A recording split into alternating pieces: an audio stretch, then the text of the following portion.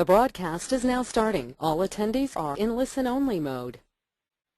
Hello and good morning, MYM Insiders. How is everybody doing today? Hopefully everyone is alive and well and feeling good today. We are going to have probably a pretty long webinar today. You know, as we get into the new year, start looking and thinking about what kinds of topics we need to cover, what kinds of things have already been covered, what kinds of things are new and exciting. And as I look back at the innovation formula calls, we're on our 39th innovation hour today, so we've done quite a bit of stuff. We do several different kinds of innovation hour calls.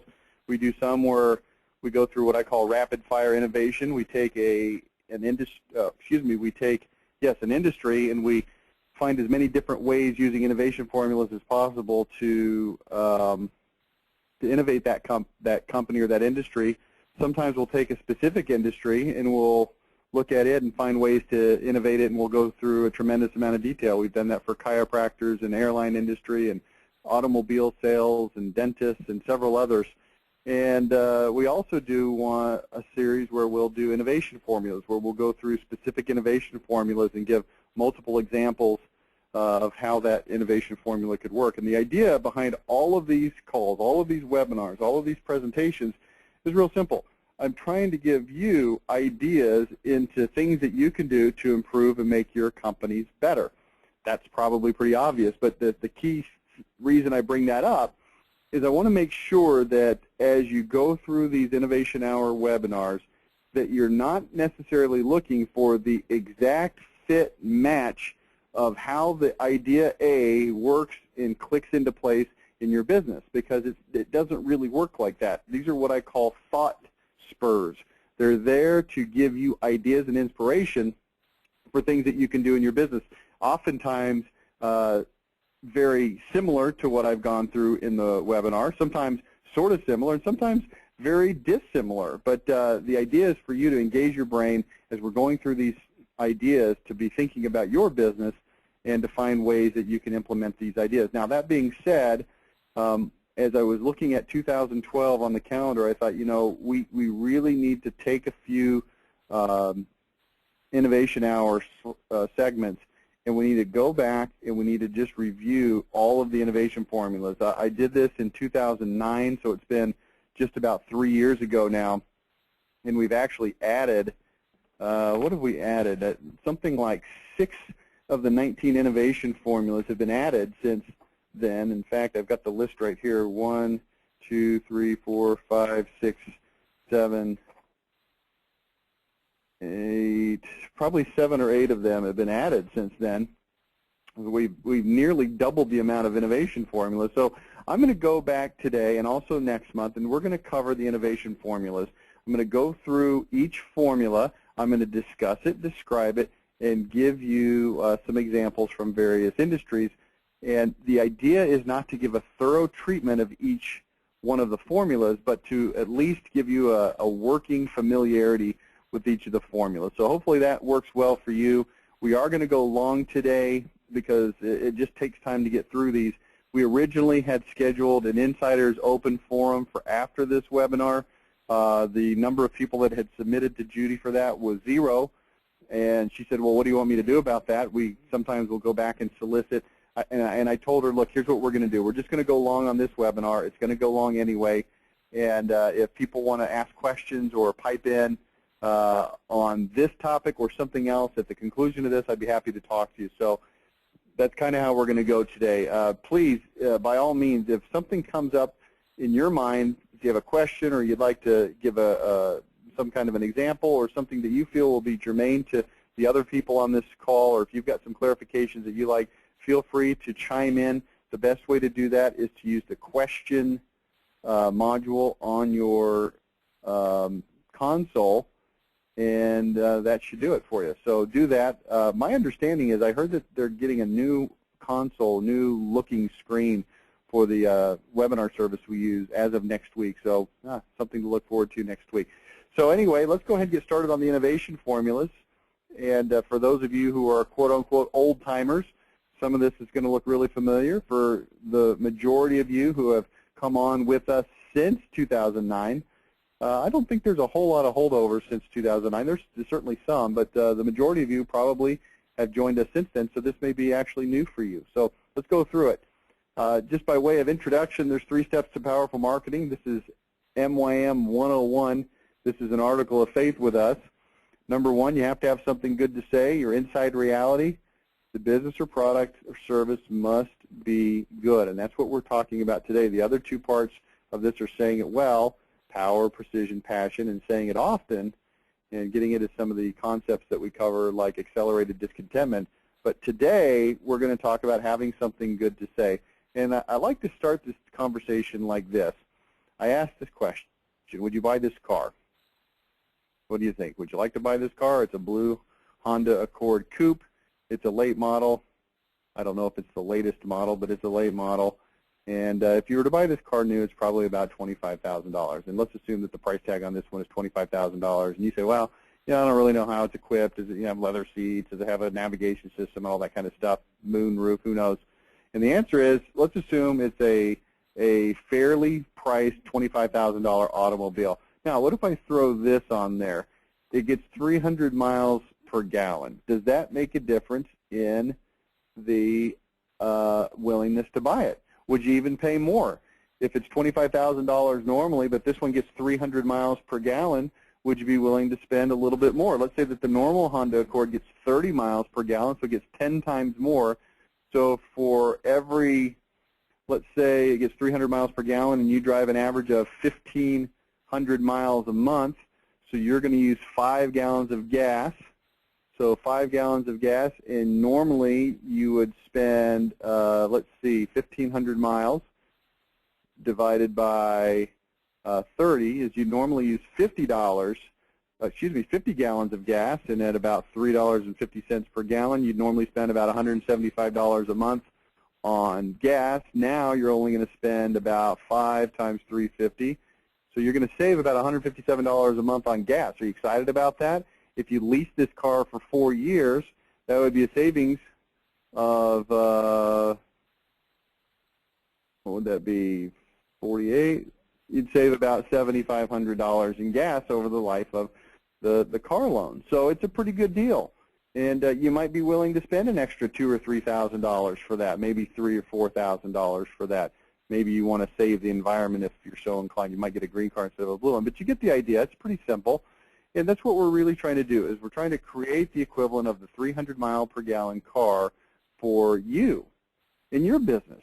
And this is one of those things that a lot of people look at and say, well, we just kind of do what we do. We've been doing it this way for a long time, and it's good enough. People like us. There's really no problems. And I would like to steal a phrase. I didn't think about this ahead of time, but I'm going to do it right now. I'd like you to steal the phrase from Tom Peters, from the book that he wrote, gosh, it's been probably 20 years ago now. It was called The Pursuit of Wow. And I want you to think about creating a company that absolutely wows your customers instead of just kind of doing the same old thing. And I know you can do it because I've seen it happen over and over again. And the companies that really, truly do wow their customers tend to be the ones that have higher margins. They sell for more money. They make more money. They're happier. They're not worried about, can they pay their mortgage, can they pay their payroll taxes, can they pay their bills, and they're the companies that tend to be happier. So that's where we're trying to go with this. So that being said, let's take a look at the innovation formulas. I'll put them all on the screen. The ones on the left are the ones we're going to cover today. The ones on the right are the ones we're going to cover next month. So we're going to go through Magic Wand, Bookmobile, Indirect Competitor, Real Deal, Two Birds, Pulaski No Punt, Free Lunch, Guaranteed Greatness, and Grand Theft Inno today. And then you can see the list that we'll go through next month. So if that's okay with you, that's where we're going to start. My favorite one is the first one, Magic Wand. It really is what I would consider the genesis of all innovation, the Magic Wand. And the way it works is real simple. Here's what you do. You say to yourself, if your customers have anything, now that's in relationship to what you sell, not just literally anything. If they could have anything, and let's say you're a window company, what would they want from you as a window company? And answers like, well, they'd want it for free aren't really even true? I mean, do people really want stuff for free? People want stuff for a good value. And yeah, if they had a magic wand to get it for free, and I understand you could take it to that extreme, but we're not children, so let's just take it on a more mature level and say, what would they want? What are the things that bother them? What are the things that if they could have them, they would want? Now, this is a kind of a tricky question because a lot of times the things that they might want, they don't even recognize that they might want. And this is where some of the best thought leaders in terms of innovation really tend to focus their energies. Mark Cuban, love him or hate him, the owner of the Dallas Mavericks, is a great example of this.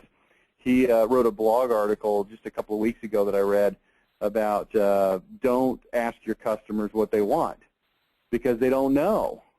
And it becomes incumbent upon you as a business owner to anticipate what they might want and what might be cool and to offer it to them and to test it and to see what they would want and to be able to really push the envelope. If you don't, Steve Jobs and Mark Cuban, common theme there, billionaires would probably argue, you're going to always be catching up to your competitors if you simply wait and find out what other people have offered that your customers like and then scramble to try to catch up. We see this with Apple all the time. They create cool things and then the competitors scramble to catch up. And as soon as they catch up, what does Apple do again? Oh, they create something cooler and newer. So that being the case, the point of that is real simple. You can't necessarily count on your customers to know, but we're not asking your customers here. Here's what we're saying. If they could have anything, what would it be? And your job is to say, well, let's think up cool stuff. Sometimes it's a matter of getting rid of stuff that sucks and that they hate, and that stuff hopefully is reasonably obvious.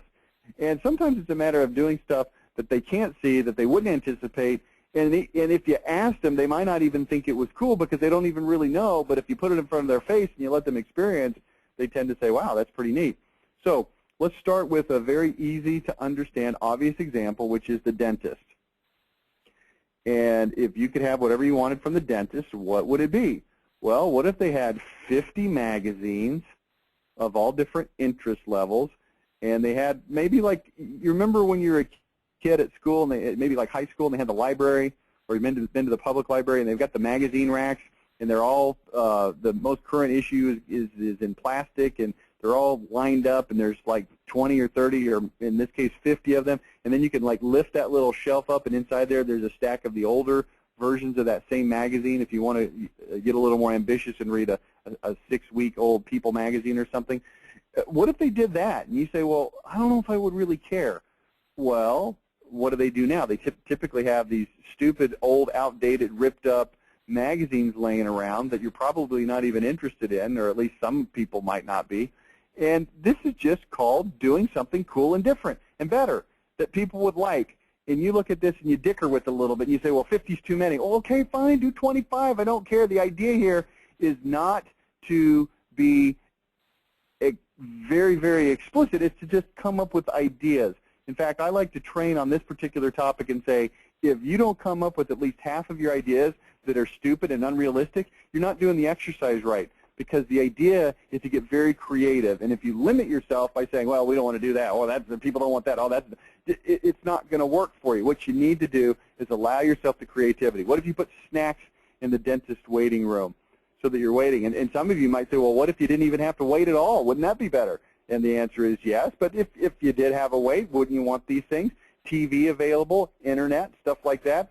I was at the dentist office just about, I don't know, about a month or two ago, and I was getting some cavity. They pulled out my old fillings and put new ones in. Boy, don't do that. What a waste of time that was, because it actually hurts worse now. And it didn't hurt at all before, but they put the new ones in, and now they're all sensitive and stuff, so what a waste. But I was in the chair, and I was getting some cleaning done prior to the filling, and I was staring up at the ceiling, and I thought, wouldn't it be great if they had a TV on the ceiling so that when I'm laid back here doing nothing, I could see a TV on the ceiling. So then I moved into another room to do the rest of the procedure, which was the cavity part of it, and I looked up, and sure enough, they had a TV on the ceiling, and I thought, wow, this is really cool. They listened to my thought instantly, and then in 5 minutes between when I had the thought and when I went into the next room. But you know what? Then I looked up, and I was kind of disappointed, and I'll tell you why. And this is where we get into another innovation formula, which is coming next month, which is called Sweat the Small Stuff. And if you've got the idea, here's my recommendation to you. Do it right, okay? Do it right. I've had a lot of people say, hey, Rich, we want an iPhone app or something that makes it easier to access your webinars. And I know that, and I want one too. And I'm in development of that. And, you know, there's a fine line between doing things perfectly right and just getting something done. But some stuff, it's not that much harder to do it right. It doesn't take that much longer to do it right. And as I looked up at that dentist TV, there was a couple of problems with it. Problem number one was it wasn't exactly at the right angle for me to be able to see it comfortably. Now, I could see it, but I had to move my eyes to a different angle than the one that they were naturally sitting at, which is where the TV should have been mounted. Number two, it was not an HD feed, even though it was a flat-screen TV, so the picture was kind of fuzzy and pixelated looking, and it just wasn't that good. And number three, I didn't have a remote control in my hand, so I was sitting there watching some stupid show that I have no idea, I can't even remember what it was, but I remember thinking, this is dumb, I don't want to watch this.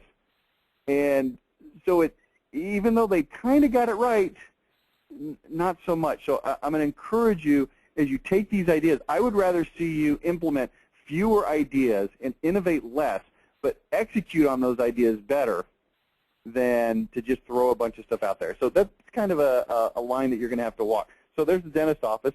The jeweler, this is an interesting program, the perpetual trade-in program, and I got this idea. This is Grand Theft Inno. We're going to get to that a little bit later, and you'll see that a lot of these innovation formulas tend to borrow and overlap and sort of remind you of one another. But the idea came from Netflix, and the Netflix idea is instead of buying a movie, why don't you just pay a monthly fee and then get access to whichever movies you need whenever you need them, and then send them back, and you can have a certain number of movies at a time, depending on how much you're willing to pay. If you pay $8, you get one. If you pay, I don't know what it is, $12 or $13, you can have two. And if you pay $20, you can have as many as you want, or something like that, right? So what if we implemented that to the jeweler? So instead of just having people come into the store on that, relatively speaking, rare occasion when they wanted to buy new stuff, what if they could have new stuff all the time? Because, see, here's what you're really trying to address. There's certain jewelry that you want to have and hold and keep and love and cherish, and it becomes an heirloom and a keepsake, and it has very deep and profound meaning, right? Your wedding ring is probably the best example of that, and other things that you might give your spouse or whatever for a gift. But there's also situations where you just want cool stuff, and it would be fun to have new stuff all the time instead of having the one or two or 8 things that you have that you can afford. And if there was a trade-in program where you pay $150 a month and you could get things in this price range, and as long as you brought it back, you know, you could keep it as long as you wanted, or you could bring it back, or all these different things. And there's, of course, elements of problems with that, because what if people leave and they don't pay and their credit card doesn't work and all these kinds of things? But work it out. Work it out. I hate when the innovation topic comes up and all the customer, my customer, the client, the business can do is look at all the reasons why it won't work. And in reality, those are very, very solvable problems. And even if they're not necessarily solvable, they're things that can be worked out in small tests to find out what the extent of the problem is. We tend to take things to the extreme, and I just can't stand it. I hate it. We work with a window company that offers their policy is they don't accept money until a job is finished, period. You can't give them money. You can try to give them money. They won't even take it. And the reason is they explain to their customers, we want you to have the leverage in this relationship. If you give us money and then we don't perform, you don't have leverage to get things done the way you want. So we're not going to take any money until it's done. Well, there's a risk there that the customer could order the windows, have them installed, and then stiff you on the bill. And there's some recourse where you can put a lien on their house and stuff like that, but you may not ever see any money until they move 29 years later. And you know what? You know how many times they've been stiffed like that? The guy's been doing it for 8.5 years. He's been stiffed one time, and it happened to be by one of his good friends, of all people. And it just has worked out well, and it's a great sales point. It develops trust. So I'm just encouraging you to not get too bogged down on the negative side of some things. Just because people aren't doing it, just because it doesn't exist, that's your job, is to is to create stuff that doesn't exist. That's the whole point of this whole innovation exercise. Okay, so here's the hotel.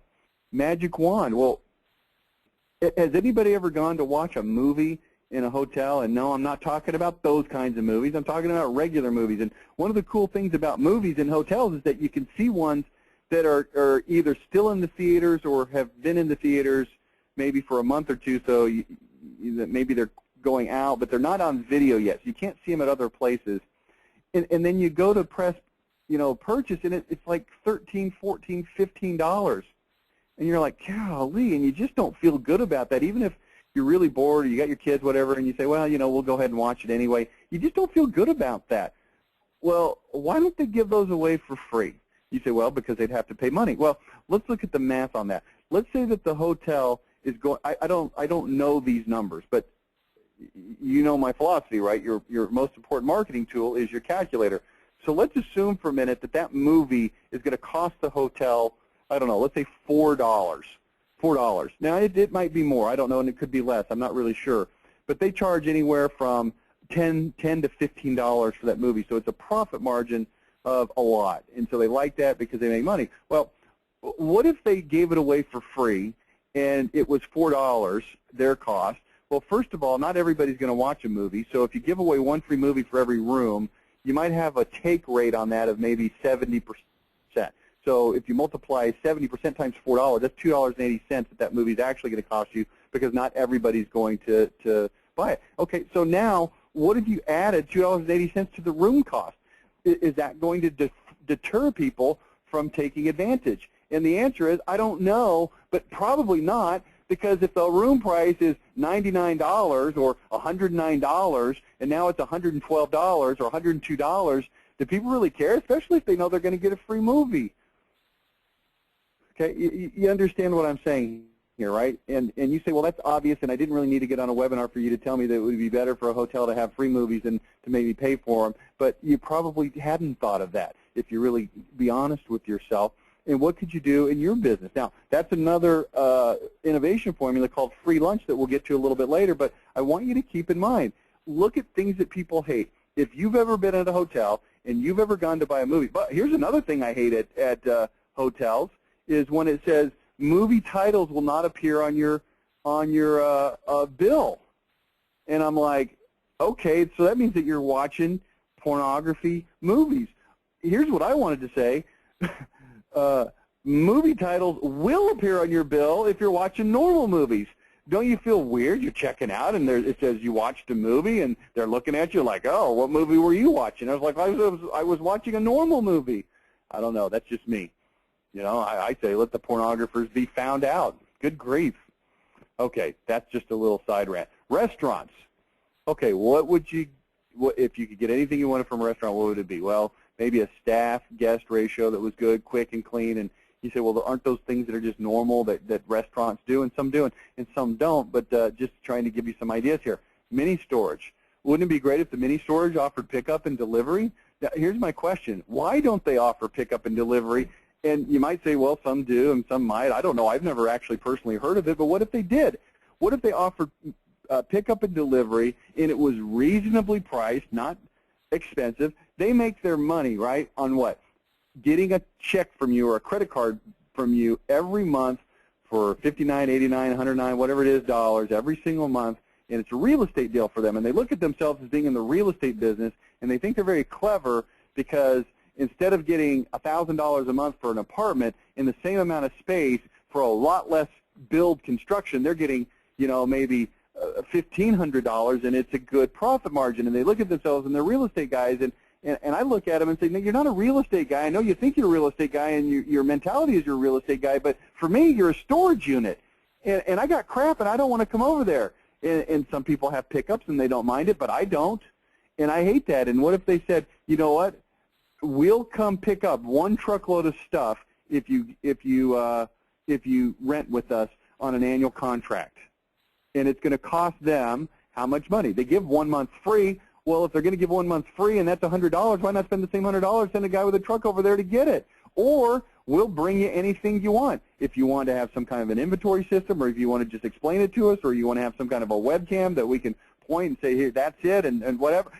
do something to make this stuff more accessible to people, and they just don't. Why can't they put shelves in there? Well, if you want shelves, you got to have your own shelves. Why? I'm not in the business of owning shelves to store my stuff on, but you're in the business of storing people's stuff. Why not put shelves in there? Why not have an electric opener, for crying out loud? And you say, well, I don't know, maybe that's not a big deal. Well, maybe it's not. But you know what? I want you to pick my stuff up, and I want you to put shelves in there. Why not? Here's the point, people. Do stuff that people want. Think about your business. You're not in the mini storage business, but you're in some business. Mortgage. What about this? What if stuff was stated in plain English? What if it was stated in plain English? What if the mortgage company was able to offer home services? You say, well, like what? Well, like painting and things that you need after you buy a home and you've got a new home. What if they became the conduit, especially in this situation? You know, I live in a town here where 70% of the people that move into this town are corporate relocations, and they're coming from out of the state typically, and if not out of the state, at least out of the area. They don't have a dentist. They don't have an accountant. They don't have I don't know, what, favorite restaurant. They don't have an orthodontist. They don't have a church. They don't have anything because they just got here. They don't even have friends. Why can't the mortgage company facilitate that? And they say, well, because I'm in the business of mortgages, not in the business of facilitating crap. Well, why not? Would it make a difference as you were deciding which mortgage company to use if they said, look, when you move in, not only do you move in, we'll give you 10 references for of the top 10 of everything in your town. We'll give you the, maybe 10's too much, we'll give you the top 5 dentists, we'll give you the top 5 orthodontists, we'll give you the top 5 pediatricians, we'll give you the top 5 restaurants, we'll give you the top 5 private schools, we'll give you the top 5 churches, we'll give you the top 5 this, that, and the other. Mailing, storage facilities, whatever. Do you think people need storage? Painters, home repair, remodelers, everything. Why not? And the answer is simple, because they're not in that business, which is a really stupid answer if you ask me. Okay? Next. Hope we're almost done with this one. It's taking forever. Okay. Daycare, fund facilities, staff ratio, teacher credentials. I'm not going to go through that into detail because I don't have time. Haircut. Here's what I want when I get a haircut. I want a massage. I'm telling you that when you get your hair washed, they give you that head massage, and here's what I want them to do. Here's what they always do. They give you a little head massage. Maybe you go to a barber or whatever where they don't give you a head massage, stylist where they don't give you a massage. First of all, you should go to one that does. Second of all, they should do it for longer because you're always thinking, okay, is he going to give you a massage, and they're going to kind of squirrel out and do it for just for 30 seconds or something. What if they were the home? This is getting into another one that we're going to get to. Not today. Home of the blank. Where's home of the blank? Well, what if they were the home of the 5-minute scalp massage, and they put a big clock on there, and they push start, and you knew you were going to get a 5-minute scalp massage with every haircut? Wouldn't you love that? Wouldn't you go to that? And people are like, yeah, but nobody does that. I don't know why. Free trim, shave, minimize the weight, okay? Wouldn't it be great if they did the straight razor shave? Nobody does that. Okay, let's go to the next innovation formula. This is called Bookmobile. The Bookmobile is real simple. Can you bring something to customers that they normally have to go get?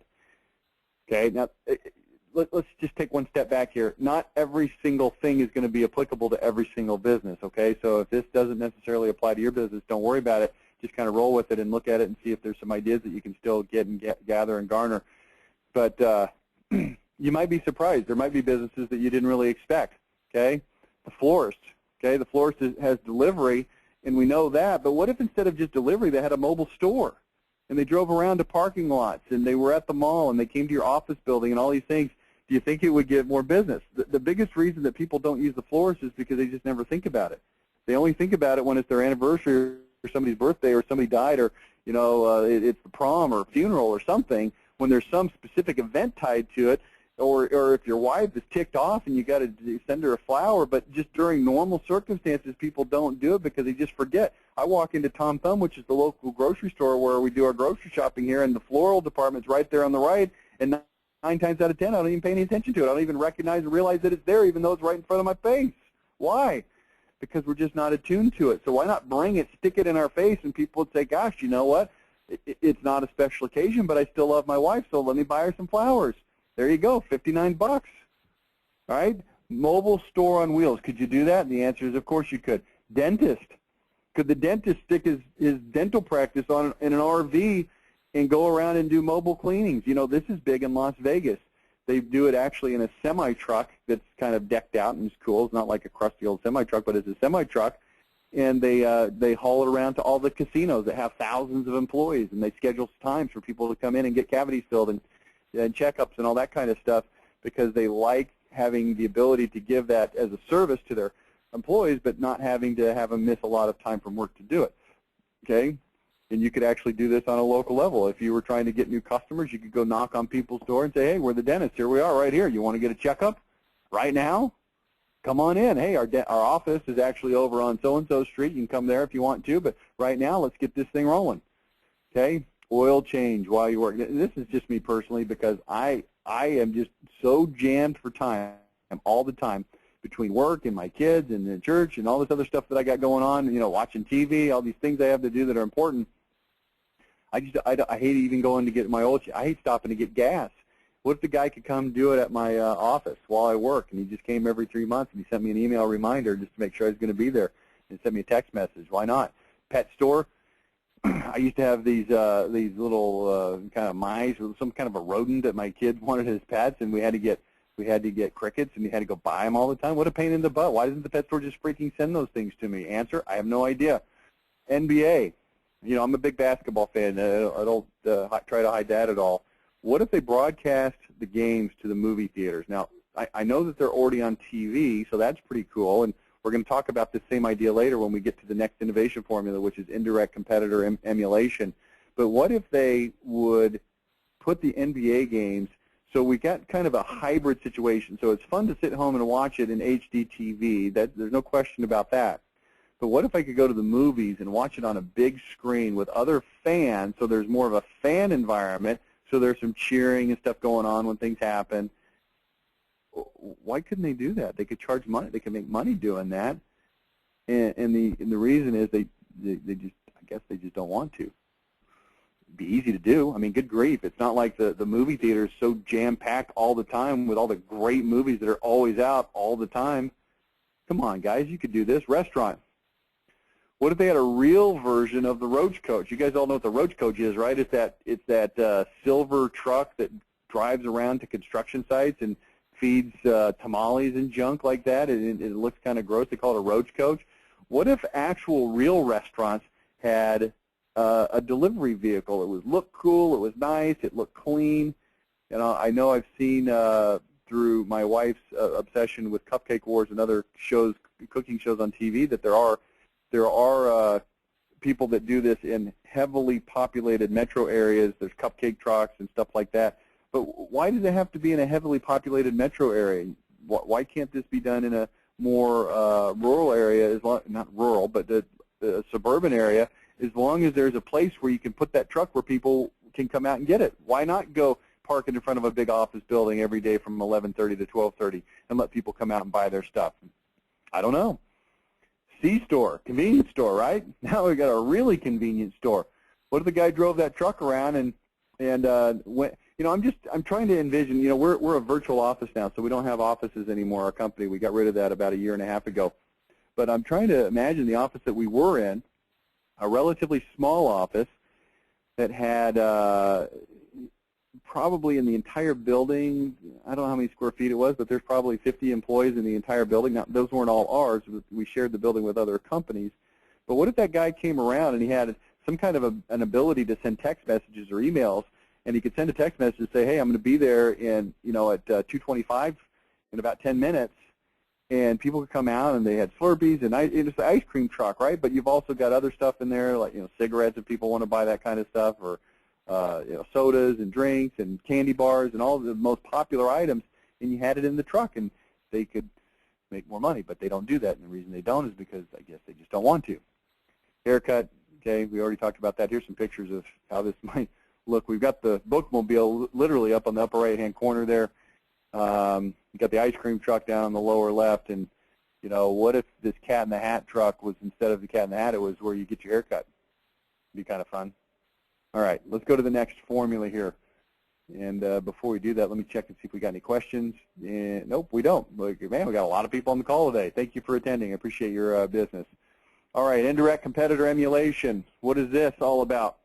Why do customers like buying from indirect competitors? This is the question you got to ask yourself. And to answer that question, you have to know, what is an indirect competitor? Well, an indirect competitor is somebody that sells something that offers a similar or the same result as what you sell. So the easiest way to understand this definition of indirect competitor is this. Think about weight loss. Now, I have just developed a weight loss product because I've got a friend that's in that industry and he wanted some help with some marketing, so I kind of went into a joint venture with him and I developed the product, packaging, the name of the product, the marketing and advertising, and he's going to manufacture and fulfill all the orders and stuff. But we came up with a product called Zero Willpower. And the idea is you're fat because you have no willpower, so use this product called Zero Willpower and you'll lose weight. It makes you so you're not freaking starving all the time. Okay? So the direct competitors of Zero Willpower are other pills that make you lose weight. Okay? And there's about 500 gazillion of them out there. Those are the direct competitors. People can choose my pill, Zero Willpower, or they can choose another pill from a different brand, different company. They can go to GNC, they can go to the local gym, they can find them on the radio, they can find them on infomercials, they can go online and search them, and there's a bazillion of them. But here's the bigger question. What are the indirect competitors? Well, indirect competitors are any companies that are selling something that is trying to achieve the same result, which in this case is losing weight. So how else can you lose weight? What other things are for sale that are weight loss besides pills? Well, you've got the gym, you've got workout clothes and equipment, and you've got videos and DVDs, and you've got all the different kinds of books and yoga class and all these things that are designed to help people lose weight that are not specifically pills. Okay? Those are your indirect competitors. Now, here's the question that you want to ask. Well, what is it that people like about that? And can I incorporate anything from what it is that they like about that into what I sell? Now, it doesn't mean you have to copy what they sell and become what they are. It simply says, what is it that they like about that, and what could I do to emulate it? So let's look at the NBA. This is the best example, the NBA, National Basketball Association. The IC. IC stands for indirect competitor, is the movies. You say, well, what are you talking about? Well, what are you trying to achieve when you go to a basketball game? And the answer is entertainment. Entertainment. I've got 3 hours available, I've got money in my pocket, and I want to be entertained. Now, I happen to like basketball, or somebody else might happen to like hockey, but here's another form of entertainment, movies. Now, what is it that people like about the movies, and why would somebody choose a movie instead of going to an NBA game? And then you make a list. Well, a couple of things. Home court, here's what that means. Home court simply means we know a lot about the movie stars. There's an entire industry surrounding letting us know who movie stars are. We've got all the magazines, we've got all the TV magazines like TMZ and so forth, and there's this entire industry that revolves around letting us know the celebrities on a personal level. Well, why couldn't the NBA do that and give us more inside look at these people that we watch on the court? A good example of this is the Dallas Mavericks. Their most famous, popular, well-liked, best player is Dirk Nowitzki.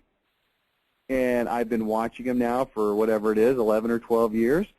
My whole family loves this guy as a basketball player. He's our hero. He won the championship for us this last year. And we don't know hardly anything about his personal life. You say, well, that's personal, and we don't want, it's not something we'd want to publish. Well, I'm not saying that we want to know if he wears boxers or briefs. I'm saying, man, I got a sore throat all of a sudden.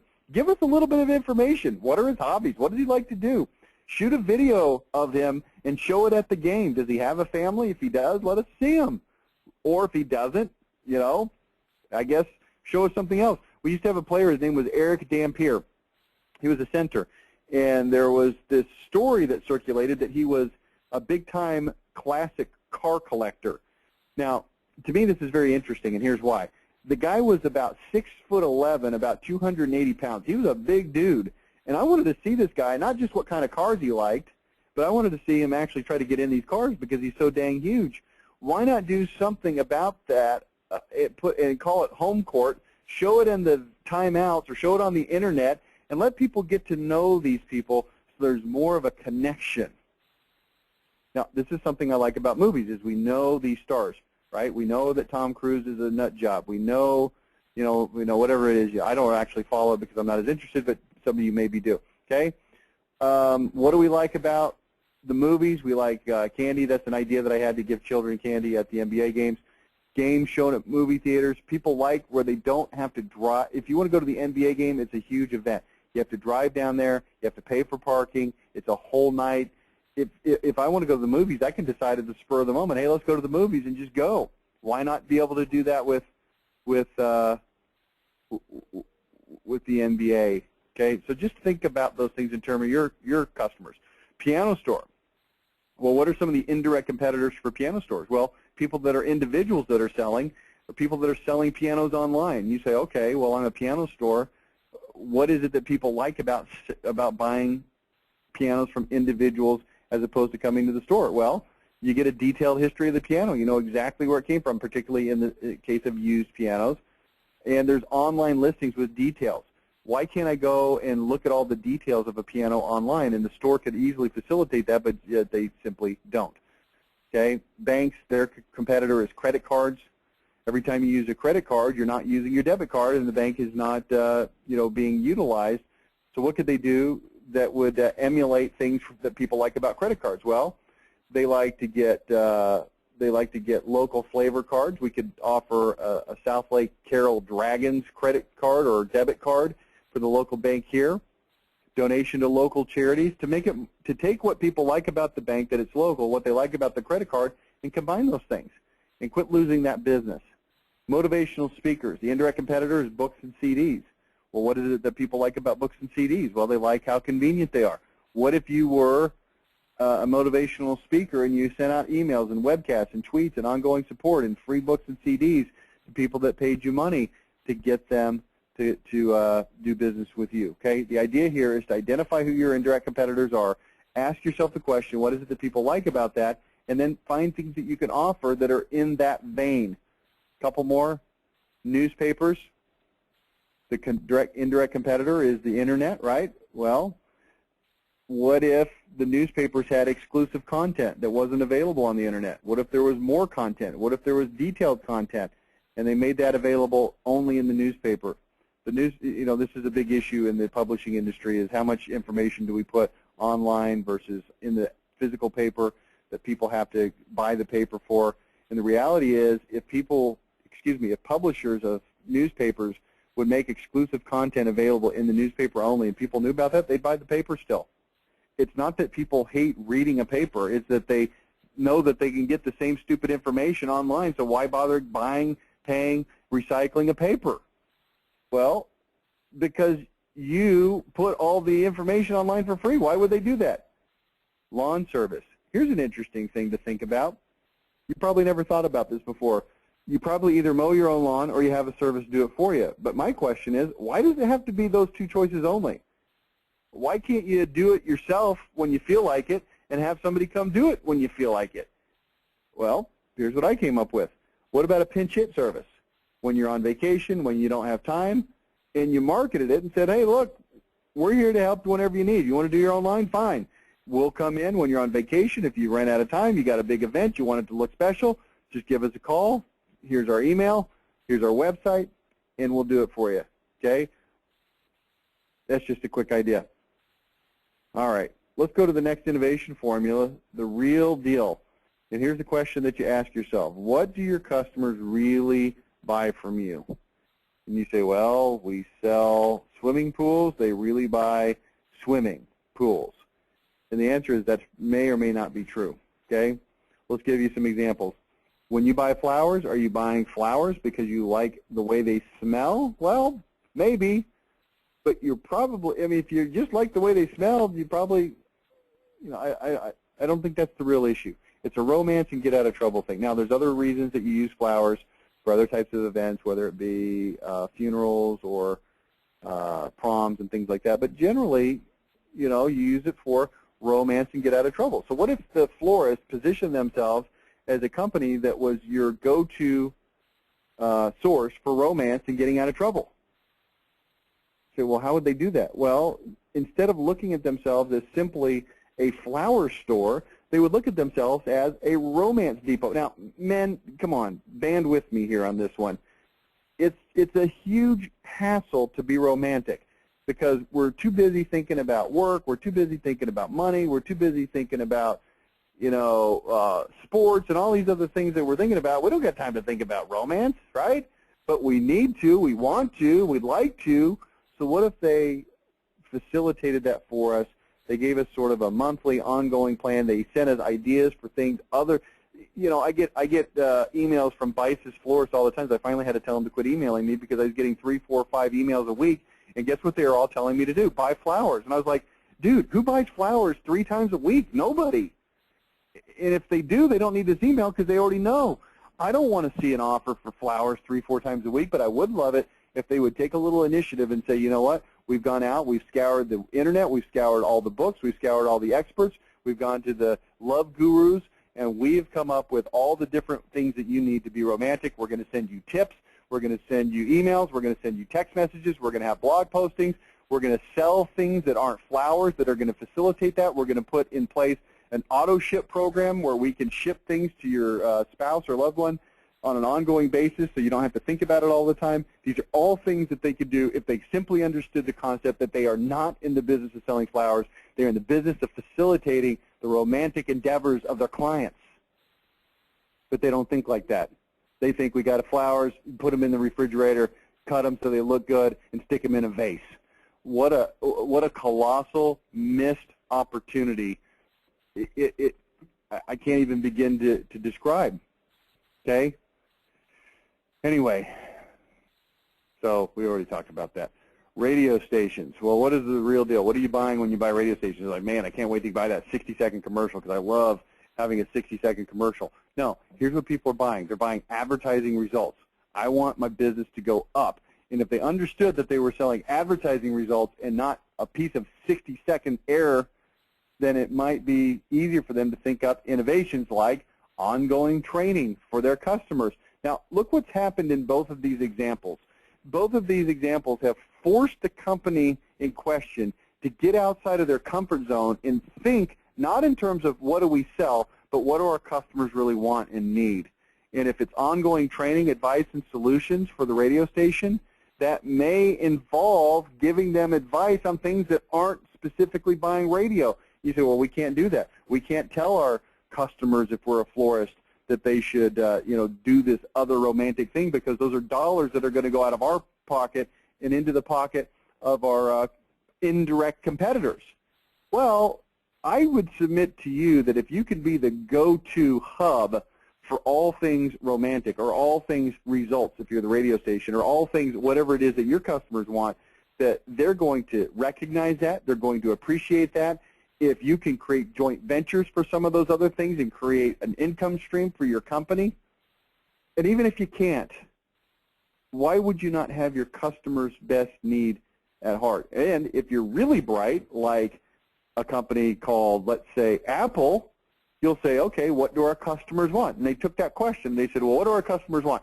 They want music. They want digital music.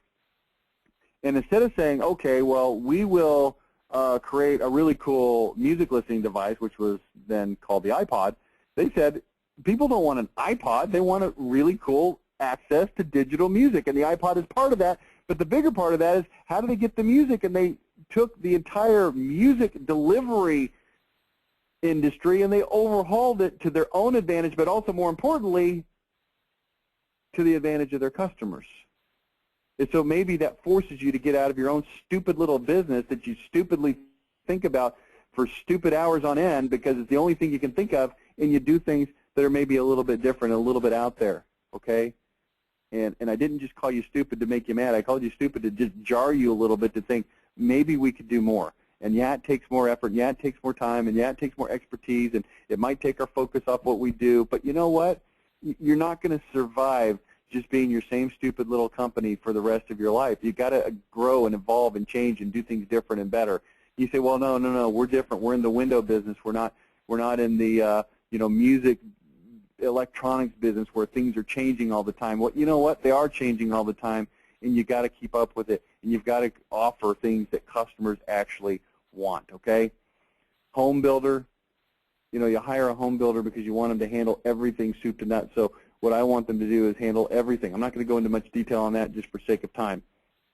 Okay, mobile showrooms would be nice. Network certification training. I had a client that did this several years ago. They trained people to get their MCSE or whatever it's called now. It's been a while, training. And they focused on training. And I look at that and think, okay, well, people don't really want training. What they want is a high-paying job in IT. They want a high-paying job in IT. So can you do things to facilitate that? Can you help them interview? Can you help them write resumes? Can you put them in contact with recruiters? Can you give them some kind of additional advantage in the marketplace beyond just the training itself? And the answer is, yeah, you probably can. Okay, so just think about that. Line up employers, interviews. You could be the conduit, okay, the de facto recruiting arm. What do your customers really buy? Health food store. Well, what are people buying? They're buying healthy living lifestyle. So how can you facilitate healthy lifestyle beyond just the food? Well, ongoing education in all areas of health, information, other healthy products. Maybe you could create a gym associated with your health food store. You say, well, health food stores and gyms are two completely separate businesses. Yeah, but so is a digital music player and digital music. You said, no, those are very related. Well, yeah, guess what? So is being healthy at exercise and healthy in eating. Come on. Think about this stuff, people. Think through it. Think through it in terms of your business. What is it that you could be offering that's in addition to what you do now because it's what your customers really want? Could you become the hub in that wheel of things that are related to what you sell? And the answer is you probably could, okay? Moving company. You say, well, the moving company's job is to move crap. Well, of course it's to move crap, but what else? The time, hassle, and energy savings. Everybody could move their own stuff if they wanted to. It's a monumental pain in the keister, but you could do it. What if you actually took this beyond just moving their stuff and you actually helped them with their utilities or service providers or food arrangements? Things that we talked about earlier for the mortgage company could also be handled and created by the moving company. Retirement home. What do you want for the retirement home? Well, you want your mom or dad to be well cared for. You want them to be comfortable. So what if there was a retirement home that understood that as a parent, as a child of an elderly parent, you want your parents to be well cared for? What about daily and weekly reports? What if there are webcams in certain areas where you could actually check in on mom and dad or health specialists, whatever it was that you could do and offer to achieve that goal of what is it that they're really looking for?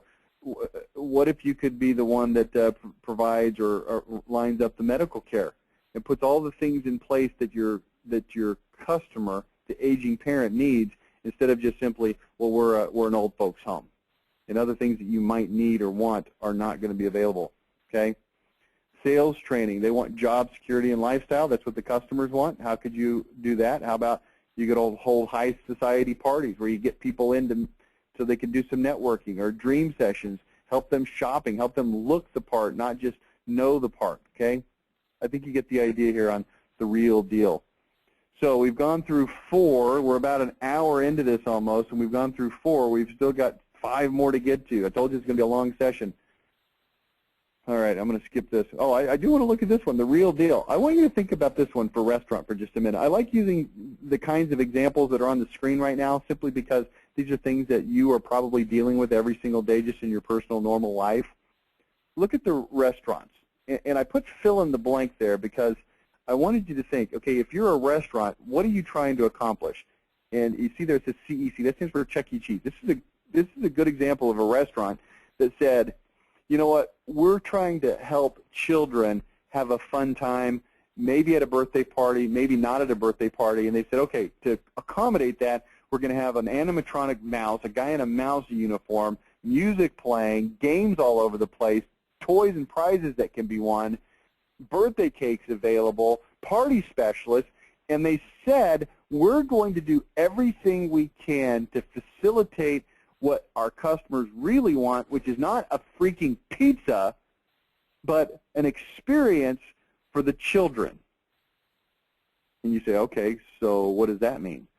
Well, think about all the restaurants, and think about yourself, men, women, whoever you are. I'll talk to the men because that's the shoes that I sit in. And you think to yourself, okay, I want to take my wife somewhere special. I want to do something, and you think about all the restaurants, and all they have is food. You say, well, it's a restaurant. That's what they're supposed to have is food. Okay, great. And I'm okay with a lot of restaurants just only having food. But you know what? What if you took it to the next level and you said, you know what? We can have an experience here. And you say, well, what kind of experience would you want to offer? And the answer is, I don't know. Think of something really cool, something different. Some restaurants have live music. That's a good start, but does it have to end at just live music? What could you do to make the experience unique, different, fun? Could you have comedians that come and play? Could you do things that you say, well, then my tables aren't going to turn over. People are going to sit there. Oh, you know what? Figure it out. Do something that people would like to do beyond just having good food. Good food's good, obviously. Do that too.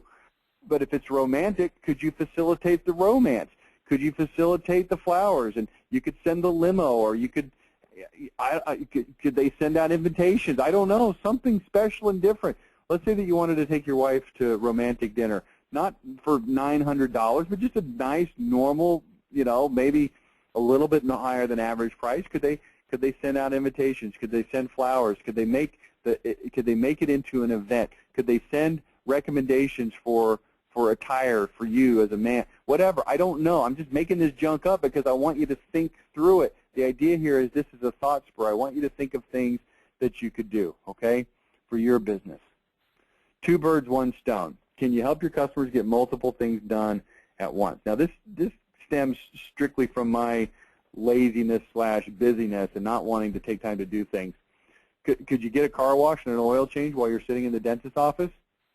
And see, this is radical because the dentist says, well, that's dumb. I would never offer that. Well, why not? The guy's sitting in your stupid office for an hour and a half. Why not do something productive with his car while you're there? You know, I don't know. Change the oil. We'll include it. I don't know. Video production. Could you include the scripting and the actors so I don't have to pull it all together myself? Roofer. Could you do gutters or gutter protection, maybe windows and siding? Can the roofer handle the insurance adjusting and the paperwork beyond just the actual roof? Auto repair. Okay, oil changes, tires, routine maintenance, things like that. They just don't pay attention to this stuff. I go to one place for auto repair and another place for tires. Why? That's dumb. It doesn't make any sense. They could own me, but they don't. Gym, same thing. Oil cut, haircut, manicure, shoe shine. Lifetime Fitness does this. Not all of that. They do the haircut and the manicure, but not the shoe shine. Maybe oil change would be good. Again, I'm thinking of places where you go in there and you're there for an hour and something could be happening to your car or whatever. You know, who knows? Maybe you throw them the keys and say, fill it up and wash it and change my oil while I'm in here. Or, you know, once a month, wash my car. You know, I'm just, wouldn't it be nice if you came out and your car had been vacuumed out and washed? I would love that. I would pay money for that. I would seriously pay money. I go to the gym twice a week. I'm there for about an hour and a half. And when I come out, guess what? My car's still a mess. Why? I have no idea. Haircut. Same thing. Okay, you get the idea here. Movie, dinner, and show. We talked about that already. There's some restaurants, there's some movie theaters that got bright and said, hey, if you're going to go out to the movies and a dinner, why don't we just have dinner at the movies? And they do that. It's cool. Try it. Pulaski no punt. Okay, now this is the game changers, and you may have heard me tell this story before about Pulaski Academy. Pulaski Academy is in, I believe it's, I can't remember now. It's either Hot Springs or I think it's Little Rock, Arkansas, and it's a high school. And the coach is named Mr. Kelly. He decided that he was going to put a philosophy in place where they would never punt the ball all season long, no matter what. When it became fourth down, they were not going to punt. They were going to go for it. Even if it was 4th and 15 from their own 2-yard line, they were going to go for it. And it wasn't just a random decision. He did some math, and he crunched the numbers, and he got into some statistical analysis, and he looked at it, and he determined that the number one determining factor for who won a football game was which team had the most possessions. So we figured that if we maximize our possessions and we minimize our opponent's possessions, then we can win more games. And they figured that if it's 4th down and it's our ball and we can do something, if we try to get a first down and keep the ball and not give it to our competitor, then maybe we can win. And then they did an analysis on field position. So, for instance, they said if our opponent gets the ball on the 30-yard line, they have an average likelihood of scoring of X%. And if they get it at the 40-yard line and the 50-yard line and the other 40 and the other 30 and the 20 and so on down to the 1-yard line, they figured out all of these percentages. And here's what they realized, that if they are 4th down and 5 yards to go on their own 30, if they don't get it, they're going to hand the ball to their opponent at the 30-yard line.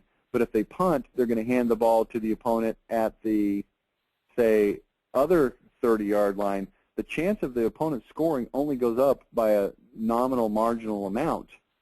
But if they go for it, their likelihood of making it is sufficiently high that it's worth the risk. Okay, you with me on this? So they said, what the heck, let's try it.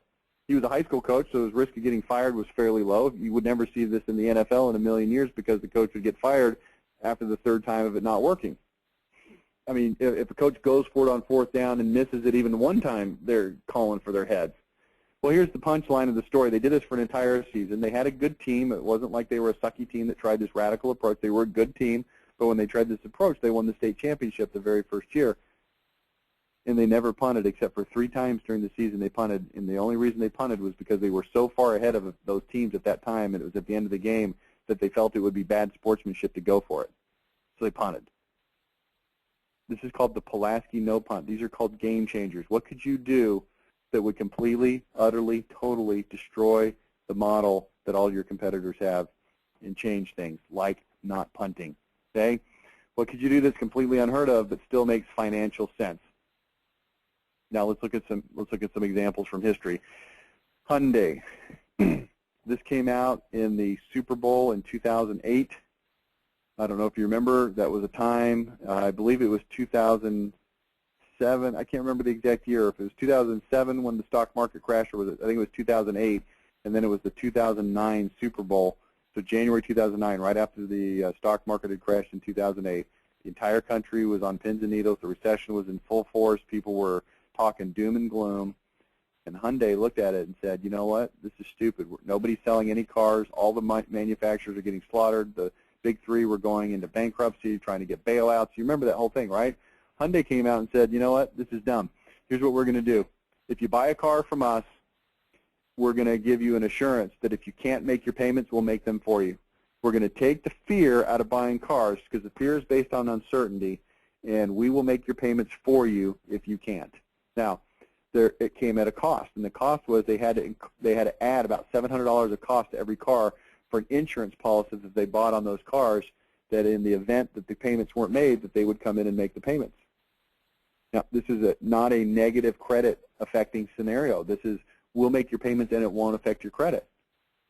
Now, think about how brilliant that is. At a time in January 2009 when the average automobile manufacturers' sales were down by 40 and 50% compared to the year before. I want you to think about that staggering number, 40 to 50% down. Their sales were up 35% because of this program, because it changed the game. It waved the magic wand of, what do people want? We want to be able to buy a car, but we can't because we're afraid we're going to lose our job and we're not going to have money.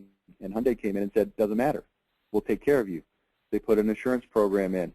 Guess what happened with other manufacturers after that? Oh, yeah, we'll do the same thing. And not everybody jumped on board, but a lot of them jumped on board.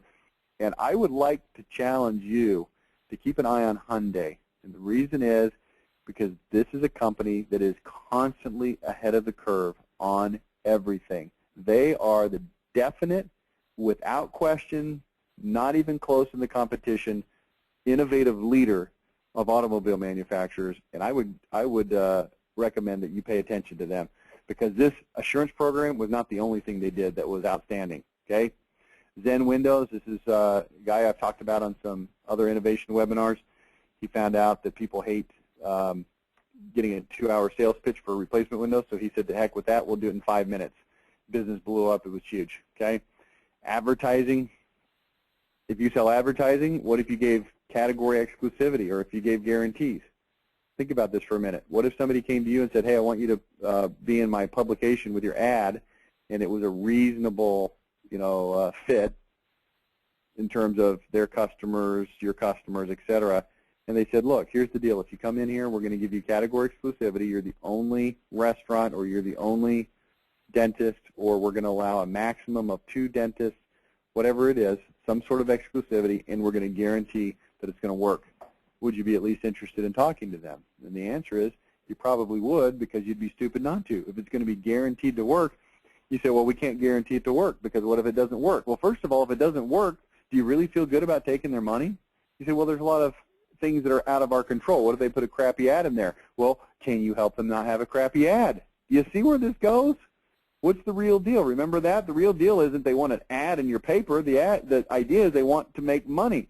And if they can't write an ad that's any good, we'll write it for them.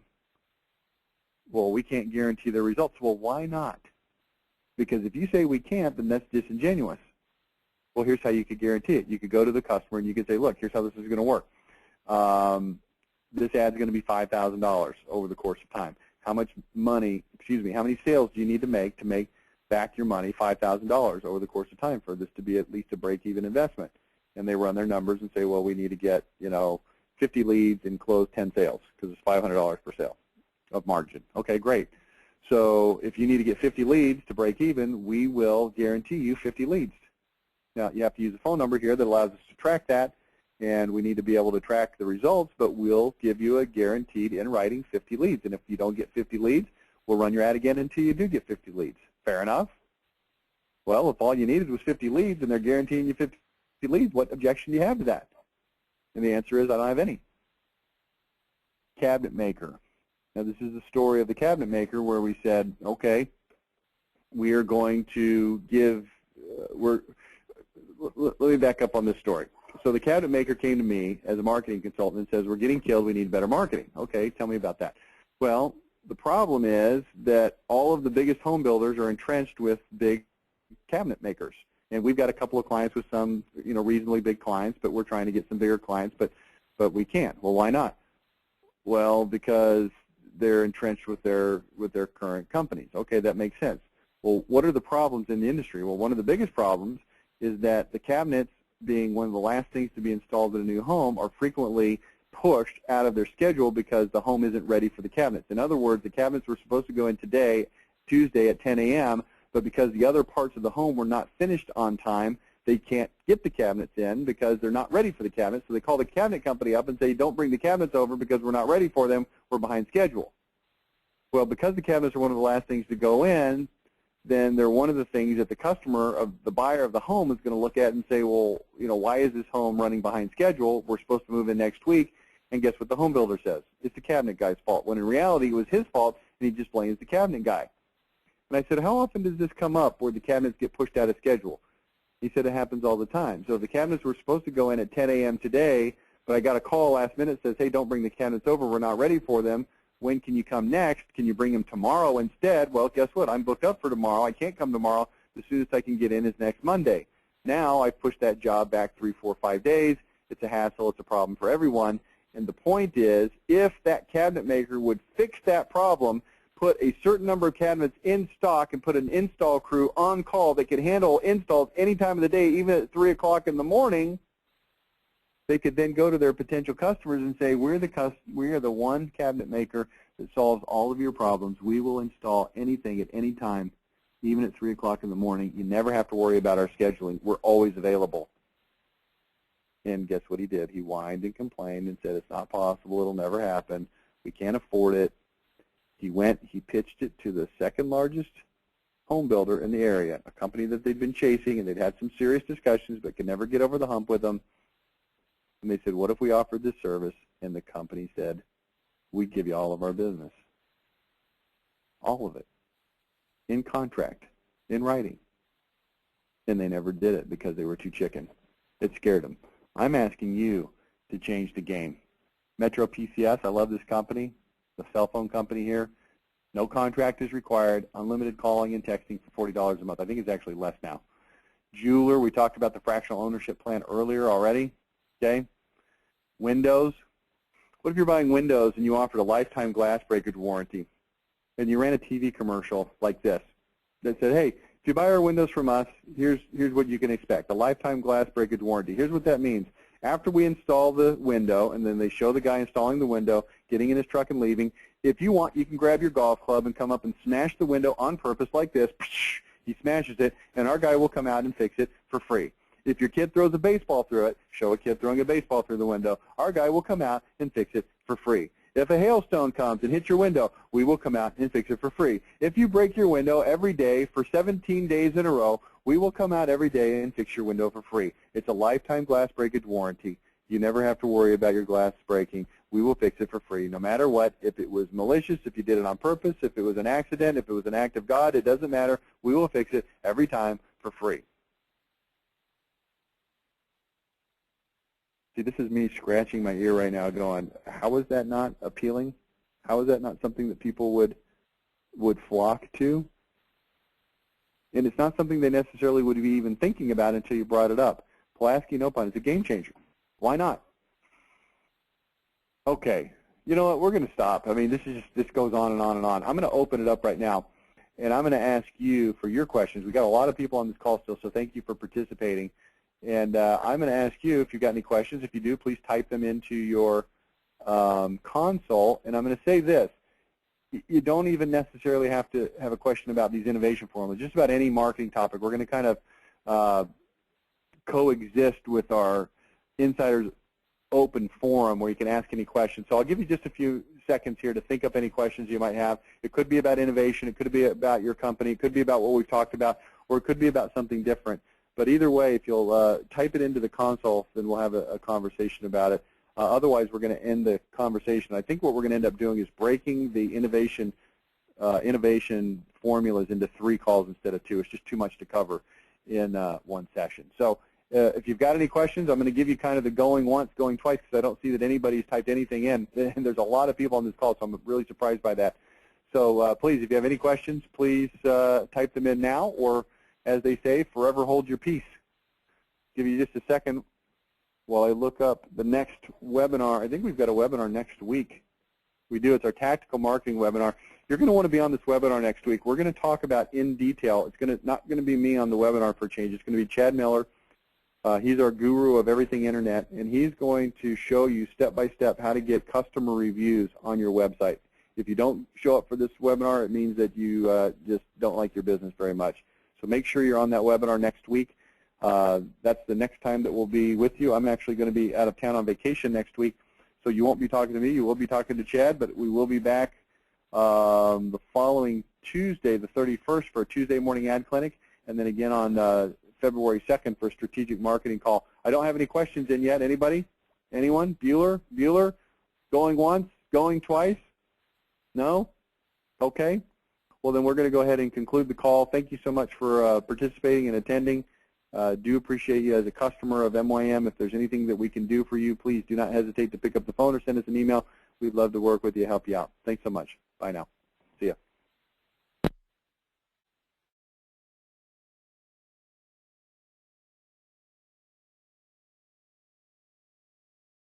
The organizer.